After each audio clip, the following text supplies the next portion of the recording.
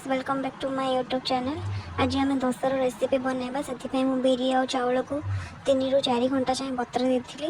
मु बिरी को भलसे बाटी देती। तापर गोटे डंकी साहाय्य फेंटी देती भलसे कहीं से फर्मेटेड भलसे हम से भलसे फेंटिकी ओवरनाइट मुझे छाड़ी देती पूरा गोटे राति घोड़े की छाड़ी देती। देखो सका के भलसे फर्मेटेड हो जाए बहुत भलसे फुली जाइए आमर बिरियानीटा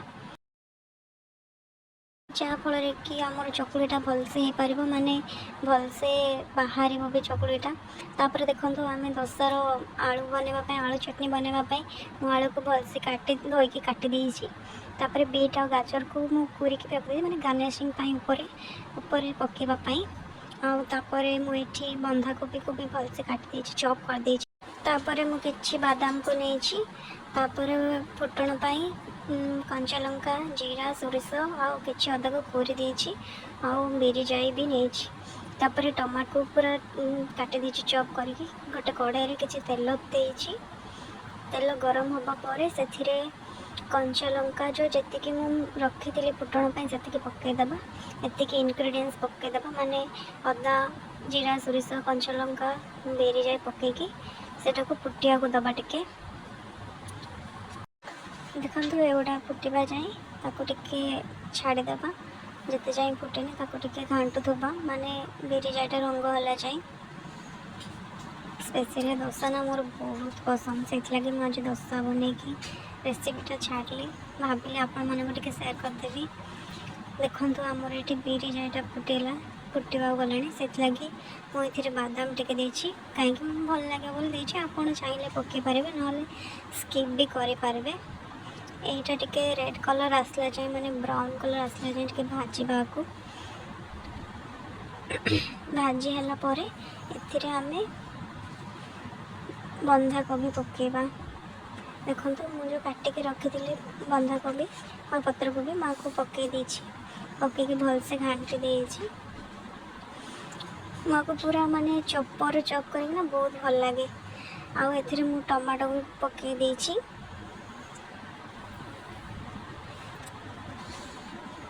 टमाटो को पकईकी घांटी देली तापर से लुण स्वाद अनुसार मरीच गुंड हल्दी गुंड और मसला गुंड को मुझे पकई देछि। देखो मु लुण स्वाद अनुसार पकई देछि और मरीच गुंड कहीं आगुरी कंचा लंका देती से मरीच गुंड देखिए पकेबे। तापर हल्दी गुंड और मसला गुंड को पकईकी घांटी देछि। देन तापर आम एथिरे आलू को ऐड करबा किछि समय कषी होला परे देखो मुझे भलसे से कषी देछि भाजी देछि। तापर आम एथि आलू जो रखी थी सिझिकी ताको चकटिकी पकईदबा। देखो मु आलू को दे देछि। देखो आमर पूरा हो गला रेडी आलूदम दोसार आलूदम पूरा प्रिपेयर हो गला। एबे आम दोसा बनेगा मु प्रथमे गोटे तावा को गरम करी से किछि तेल देकी पानी को देखिए कहीं सेमती कले से प्रोसेस रे कले आमर चकुलीटा भलसे उठिबो से देखो मुझे कले। तापर मुझे पानी पकईकी पोछीदेला चकुलीर बटा को पकई तापर से आलू आ गाजर आ बीट जो रखी कोरिकी गार्निशिंग पकई देछि। देखो केते सुंदर आम चकुलीटा बाहर पूरा रोस्टेड है। देखो केते सुंदर आपे आपे बाहर जाउछि। देखो आ गोटे भी एमती बनई थी देखो केते भलसे बाहर जाउछि।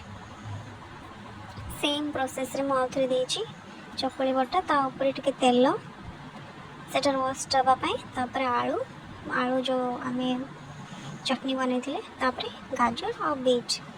देखो आईटा मु बिना प्याज रसुन करछि ना से लगे बोली मु एथिरे प्याज और रसुन को स्किप करछि हला नहले एथिरे ऊपर गार्निशिंग पियाज को भी भलसे पकई गार्निशिंग भल लगी था बट आज मु बिना प्याज रसुन बनई ना से लगी। देखो केते सुंदर उठीगला देखो देखो केते भलसे उठी जाइए ना चकुलीटा केते सुंदर होइछि। देखो मत बहुत पसंद दोसा। देखो दोसा केते सुंदर होइछि। देखो मो बाड़ी के बांधी बहुत भोक होलानी मते। देखो चटनी भी देखो चटनी रेसिपी ना मुझे नेक्स्ट टाइम देवी। इथे नड़िया पड़ेनी खाली चना जाए चटनी देखो केते मोटा अच्छी दोसा सहित चटनी बहुत ही टेस्टी।